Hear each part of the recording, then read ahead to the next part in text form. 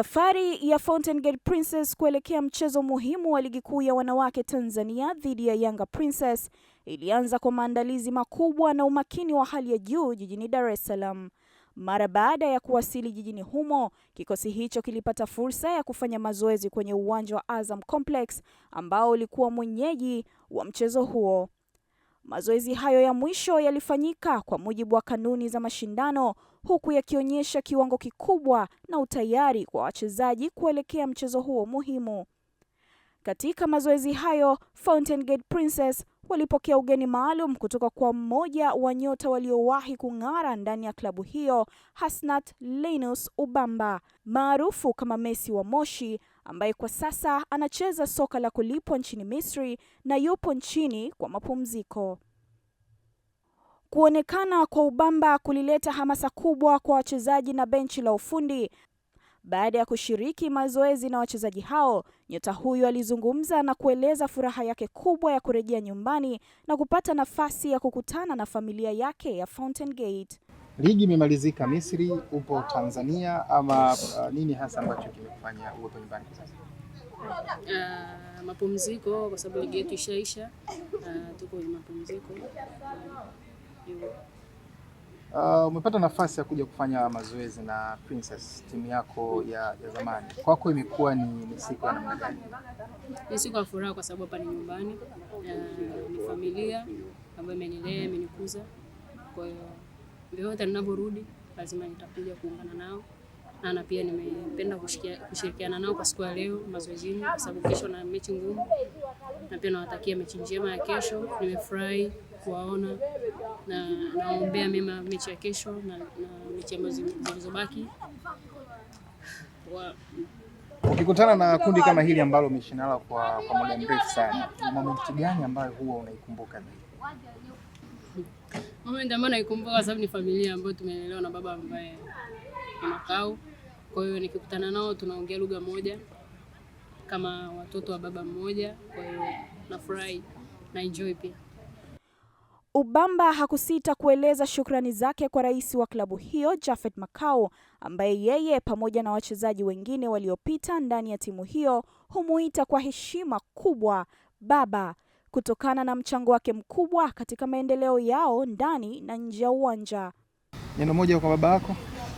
Nampenda sana, namwombea aliokuwa mema na pia aendelee kutu develop kwenye mpira wetu, asichoke, sisi ni wanae, na tutaendelea kupambana kwa sababu yake. Wakati huo huo, kocha mkuu Mike Mfaume walizungumza kuhusu maandalizi ya timu yao. Kwa kikosi kilikuwa tayari kwa changamoto iliyokuwa mbele yao. Mazoezi ya mwisho kuelekea mchezo wa kesho, pengine ni hatua ya namna gani ambayo wewe kama mwalimu umeifikia kuelekea mchezo wa kesho ambao ni muhimu kupata alama 3? Kwanza sisi tuende kumshukuru Mwenyezi Mungu, mazoezi yetu ya mwisho yameenda salama katika uwanja. Wachezaji wana morali, wana ari ya kupambana kwa ajili ya kupata hizo alama 3 ambazo kila mchezaji anafahamu ni alama muhimu ambazo zitatupeleka katika zile nafasi ambazo sisi ndio malengo yetu kushika katika nafasi ya 4. Kwa hiyo maandalizi yetu yamemalizika salama na nafikiri tuko tayari kwa mchezo. Pressure ni kubwa ama ndogo, kwa sababu utofauti wa alama na mtu ambaye mnakimbizana naye sio mkubwa kwa wewe kama mwalimu? Hii inawasukuma pengine kuona namna gani mnafikia yale malengo ambayo mmejiwekea? Sisi hatuna pressure kuelekea kwenye huo mchezo kwa sababu ni watu ambao ni mechi ya pili tunakutana. Mechi ya kwanza tulicheza pale Babati, mechi ambayo ilikuwa na uwiano wa magoli mengi sana katika kwa upande wetu, ambao kwa upande wa defense line tuliona kuna shida, tunafanyia marekebisho katika hilo eneo. Kwa hiyo tunaamini katika mchezo wa kesho, unajua raundi ya pili inakuwa na kila mtu anakuja na hesabu zake tofauti. Malengo yetu sisi ni top 4, malengo yao labda pengine kuchukua ubingwa whatever, lakini sisi malengo yetu ni kuchukua hiyo nafasi. Kwa hiyo sisi hatuna pressure na wachezaji uzuri wanaelewa aina ya opponent ambayo tunakwenda kukutana nao. Kuna wachezaji wangu na wenyewe wako tayari kwa sababu wanafahamu mpinzani tunakutana naye mkubwa na tunaheshimu, ni mkubwa juu yetu, experience player kutoka mataifa mbalimbali. Kwa mpira ni mpira, kwa sababu ndani ya wachezaji huwa ni 11. Naamini kwa mipango ambayo sisi tumeiweka, sisi tutakwenda kufanya vizuri katika huo mchezo. Hatimaye siku ya mchezo iliwadia. Uwanja wa Azam Complex ukawa jukwaa la pambano kubwa kati ya timu mbili zilizokuwa na malengo tofauti lakini muhimu. Fountain Gate Princess walihitaji ushindi ili kuendelea kujiweka katika nafasi nzuri ya kupambania kumaliza msimu ndani ya 4 bora, huku Yanga Princess wakisaka alama za kulinda nafasi yao ya 3 kwenye msimamo wa ligi. Tangu dakika za mwanzo za mchezo, ushindani ulikuwa mkubwa. Timu zote mbili zilionyesha nia ya kushinda na kucheza soka la kushambulia na kutengeneza nafasi kadhaa za kufunga. Fountain Gate Princess walionyesha nidhamu kubwa ya kiuchezaji na uwezo wa kudhibiti pressure kutoka kwa wenyeji wao. Safu ya ulinzi ilisimama imara, huku eneo la kiungo likifanya kazi kubwa ya kuzuia mashambulizi na kuanzisha mipango ya kushambulia. Kwa upande mwingine, Yanga Princess nao walionyesha ubora wao wa kutengeneza nafasi kadhaa za hatari, lakini uimara wa Fountain Gate Princess ulihakikisha timu hiyo inabaki salama katika kipindi chote cha mchezo. Baada ya dakika 90 za ushindani mkubwa, hakuna timu iliyofanikiwa kupata bao na mchezo ukamalizika kwa sare tasa ya bila kufungana. Naam, ujasiri si kutokuwa na hofu pekee, ni kujua nini hakipaswi kukuogopesha. Fountain Gate Princess hajaogopa, wamekuja hapa wakijua kwamba wana mechi ngumu, lakini wamefanikiwa kuondoka na alama moja muhimu sana katika mechi ambayo Yanga Princess walifanya kazi kubwa sana kupeleka pumzi ya moto, haijaweza kuwapa matokeo chanya. Matokeo hayo yanaweza yasiwe ushindi ambao kila upande ulikuwa unautafuta, lakini kwa Fountain Gate Princess yalikuwa alama muhimu katika safari yao kuendelea kupambana kuelekea nafasi za juu za msimamo wa ligi. Kwa kupambana kwa moyo mkubwa dhidi ya moja ya timu bora kwenye ligi, Fountain Gate Princess walionyesha tena kuwa wana uwezo wa kushindana na timu yoyote na kuendelea kujenga matumaini ya kufikia malengo yao msimu huu. Mbali na hivyo, wakawa wametengeneza rekodi ya kucheza mechi 4 mfululizo bila kupoteza, wakishinda mechi 3 na kutoka sare katika mchezo mmoja. Na huu ulikuwa ni wakati gani kwao? Mike Mfaume na Aquila Gaspar waliyazungumza haya. Kwanza tukizungumzia kiufundi, lazima niwapongeze wachezaji wangu kwa kile ambacho tulikipanga, wamekuja kukifanya ndani ya kiwanja. Tulichokifanya mazoezini, plan tulizoziweka, wamekuja kuonyesha ndani ya kiwanja. Tumefanikiwa wapi? Kwanza tulijifunza kupitia mechi iliyopita. Mechi iliyopita ilikuwa na magoli 9. Mechi ilisha kwa magoli 5 kwa 4. Kwa nini ambacho tumekifanya leo? Tuliwashawaambia wachezaji wetu kwamba lazima tuwaheshimu Yanga kwa sababu wana wachezaji wazuri, lakini pia pamoja na kuheshimu, lakini lazima sisi tuwe wa kwanza katika matendo ambayo tutakuwa sisi tukiyafanya. Kwanza hii mechi tuliwadedicate defense line yetu sisi siku ya leo.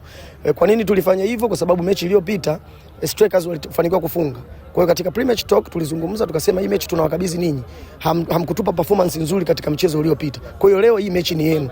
Na kukumbusha hilo utaona ukiangalia katika upande wetu wa defense line ndio mechi ilipokuwa leo pale. Mashambulizi yalikuwa mengi, lazima tukili. Yanga ni timu bora, ina wachezaji wazuri, lakini ile commitment na uhusika na wachezaji kuiva ile mechi imeleza kusababisha sisi kuibuka na hiyo point moja. Kwa hiyo pongezi zinaenda kwa upande wa defense line na timu nzima, lakini defense line imefanya kazi kubwa sana siku ya leo.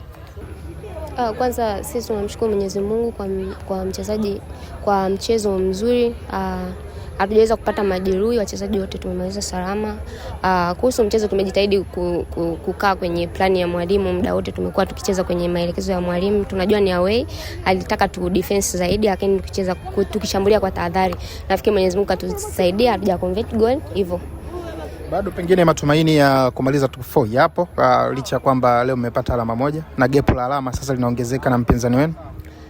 Tunatamani sana kuwa katika top 4 na ndio maana hatuna mechi ndogo, hatuna mechi kubwa. Tumewin game 3 nyuma, tumesuluhu moja, sio mbaya kwa timu, na tuna imani bado tunaweza kukaa pale kwa maana mpinzani na yeye pia anatupita point 3. Lakini sisi tunacheza mechi zetu. Tuna imani bado tutaweza kuwa katika top 4.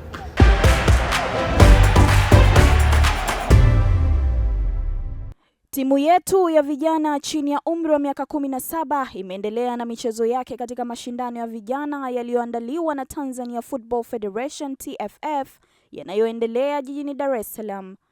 Baada ya maandalizi ya muda mrefu na mazoezi ya kutosha, vijana wetu waliingia uwanjani wakiwa na morali kubwa na hamasa ya kufanya vizuri katika mchezo huo muhimu. Mchezo ulianza kwa ushindani mkubwa huku timu zote zikionyesha kiwango kizuri. Hata hivyo, kipindi cha kwanza hakikuwa rahisi kwa upande wetu na kumalizika huku tukiwa nyuma kwa mabao 3-1. Licha ya hali hiyo, vijana wetu hawakukata tamaa. Walirejea kipindi cha pili wakiwa na nguvu mpya na dhamira ya kupambana hadi dakika za mwisho. Mashambulizi ya mara kwa mara yaliongeza presha kwa wapinzani na kuwapa mashabiki matumaini ya kurejea mchezoni. Mpira wa miguu ni mchezo wa kutumia vizuri nafasi zinazopatikana, na licha ya juhudi kubwa zilizoonyeshwa na vijana wetu, matokeo hayakuwa upande wetu siku hiyo. Mchezo ulimalizika kwa Fountain Gate Sports Academy kupoteza kwa mabao 5-4. Wakati timu yetu ya Under 17 ikiendelea kuiwakilisha Fountain Gate Sports Academy katika mashindano ya kitaifa, upande wa Mwanza kazi kubwa ya kuibua na kukuza vipaji kwa vijana inaendelea kupitia program maalum ya mafunzo ya mpira wa miguu kwa kipindi cha likizo. Fountain Gate Sports Academy iliyopo Misungwi, Mwanza, imeanzisha program maalum inayowakutanisha vijana wenye ndoto za kuwa wachezaji wa mpira wa miguu kutoka maeneo mbalimbali ya mkoa wa Mwanza na maeneo ya jirani.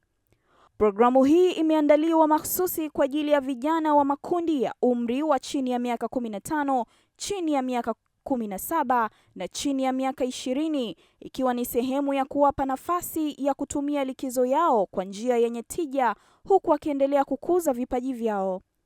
Kila siku vijana hawa hukutana katika viwanja vya akademi kwa ajili ya mazoezi ya kitaalamu yanayojumuisha ufundishaji wa mbinu za kisasa za mpira wa miguu, mazoezi ya utimamu wa mwili, matumizi sahihi ya mpira, uelewa wa mchezo pamoja na kujenga uwezo wa kufanya maamuzi ndani ya uwanja. Lakini zaidi ya mpira wa miguu, programu hii inalenga kujenga nidhamu, kujiamini, ushirikiano na maadili mema ambayo ni msingi muhimu wa mafanikio kwa kila kijana. Msimamizi wa kituo cha Fountain Gate Sports Academy Mwanza, Abel, anaeleza kuhusu mafunzo hayo ya kipindi cha likizo na fursa zinazopatikana kwa vijana wanaojiunga na programu hiyo. Habari, kwa majina naitwa Abel Jeremia Mwakasonda, ni msimamizi mkuu wa shule ya mpira wa miguu ya Fountain Gate tawi la Mwanza. Leo nimekuja na tangazo moja kwa wazazi, hasa wale wana watoto ambao wanasoma shule za sekondari na msingi. Sisi Fountain Gate tawi la Mwanza, kipindi hiki cha likizo kuanzia tarehe 8 mwezi wa 6 mpaka tarehe 6 mwezi wa 7 tutakuwa na mafunzo ya mpira wa miguu maalumu kwa vijana wetu ambao wanakuwa mashuleni na wanashindwa kupata fursa ambazo wanazipata wenzao za mafunzo ya mpira wa miguu. Kwa hiyo tulichoamua ni kuwa na special program au mafunzo maalumu kwa ajili yao, kwa ajili ya mafunzo ya mpira wa miguu. Karibuni sana Mwanza Misungwi. Fountain Gate Sports Academy Misungwi, Mwanza, mahali ambapo vipaji vinagunduliwa, vinakuzwa na kupewa nafasi ya kung'ara. Hapa ndipo safari ya nyota wa kesho inaanza leo. Huku ndipo walipotokea wachezaji wanaovuma leo ligi kuu kama Kinda Isa Bushiri Chuga na golikipa Machupa. Mpaka kufikia hapo ndio mwisho wa kipindi hiki kwa wiki hii. Mimi ni Naila Shomari, Fahari ya Tanga.